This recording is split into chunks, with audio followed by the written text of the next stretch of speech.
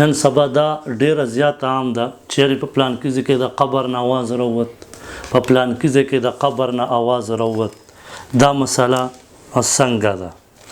نو د دې هیڅ بنیاد نشته دا صرف مسلمان خلق خپلو کې اچي هیڅ حقیقت یې نشته زما عزتمندو یو اهم مسلې ته ځو هغه ده چې نن سبا خلکو ویډیوګانو جوړ کړي دي د قبر نه आवाज راځي په پلان کې د قبر نه आवाजونه راغلو عذاب پې راغلو او خلکو واورېدو دا خبره دروغ ده دا ما سره نسائی شریف دی 2062 نمبر روایت ته انس رضی الله تعالی عنہ فرمای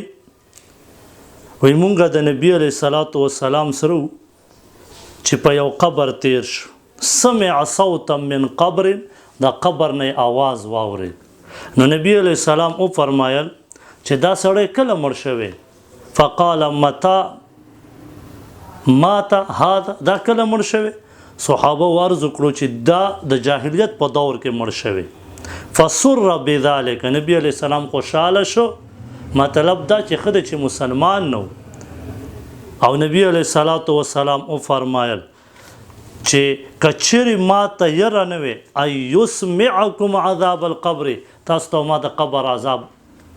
خودلې وي نبی علیہ السلام صحابه ته سفر ماسک یره نه وي چې تاسو مړی خول پرېږدئ نو تاسو ته مانن د قبر عذاب خودلې وي صحابه ته پته نه و چې د دنیا جنت زیری پیراغلی لوی لوی اولیاء داسې اولیاء په د دنیا کې چې دا څومره دی راغون کا زما دی الله په قسم وي په الله مې دی قسم دا د یو صحابي اغدنا درجې ته نشي رسېدلی ولی هغې نبي علیه السلام په خپلو سترګو مبارک ولیدلی نن سبا دا د دروغو ویډیوګانې دي نبي علیه السلام فرمایي آواز نشي اورېدی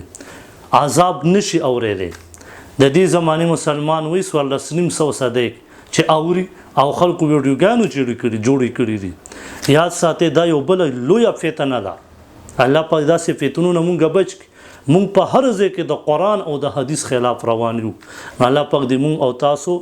د قرآن او د حدیث مطابق زندګۍ کولو توفیق راکړي